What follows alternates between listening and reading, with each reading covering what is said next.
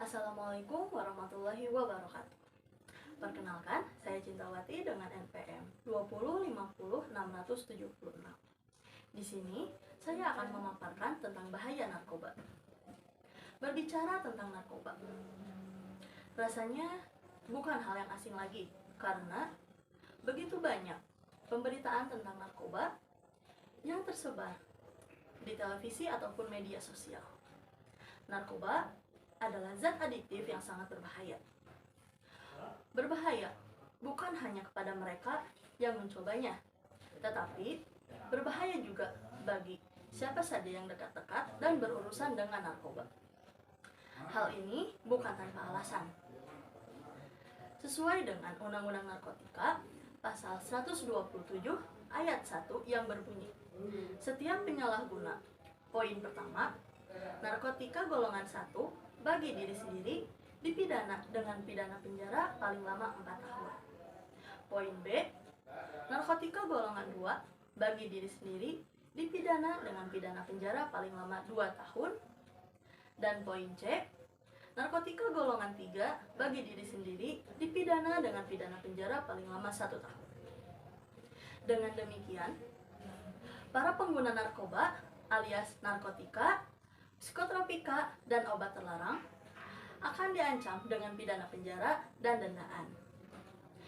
Efek samping dihasilkan akibat dari penggunaan narkoba ini adalah halusinasi dan juga lambat laun dapat merusak jasmani dan rohani tubuh pemakainya.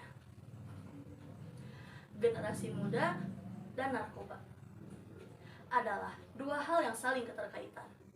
Bagaimana tidak? Begitu banyak pemberitaan di televisi ataupun media sosial yang menyatakan bahwa banyaknya atau ada generasi muda yang tertangkap oleh aparat kepolisian akibat dari penyalahgunaan narkoba. Tapi tidak sedikit dari mereka yang menjadi pengedar narkoba.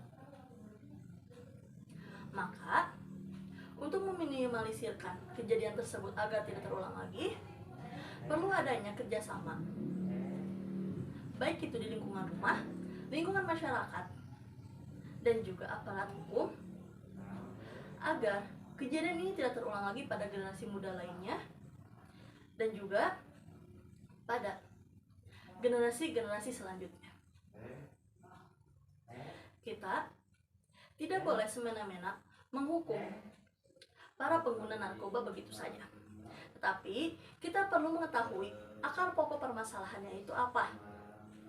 Bila akar pokok permasalahannya terdapat pada kurangnya perhatian dari orang tua dan juga kurangnya kasih sayang yang diberikan oleh orang tua karena kedua orang tuanya sibuk bekerja, maka pola pendekatan orang tua harus segera mungkin dilakukan agar kejadian ini tidak terulang lagi dan generasi muda tidak tergelincir ke dalam lingkaran setan tersebut.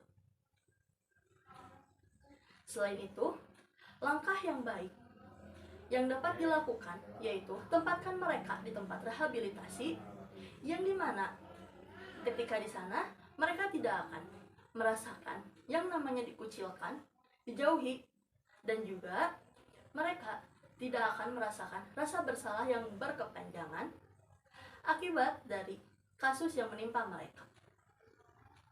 Jenis-jenis narkoba yang seringkali terdengar ketika melihat berita di televisi ataupun media sosial, yaitu yang pertama, ada kokain, kedua, ganja, ketiga, ekstasi, 4, heroin, dan yang kelima, metapetamin.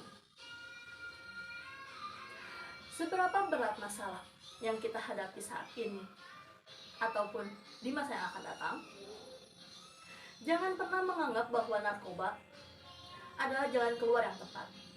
Karena dengan narkoba kita tidak akan menyelesaikan masalahnya, tetapi kita akan membuat masalah-masalah selanjutnya akibat dari pemakaian narkoba tersebut. Sekian yang dapat saya sampaikan. Mohon maaf bila terdapat kesalahan. Wassalamualaikum warahmatullahi wabarakatuh.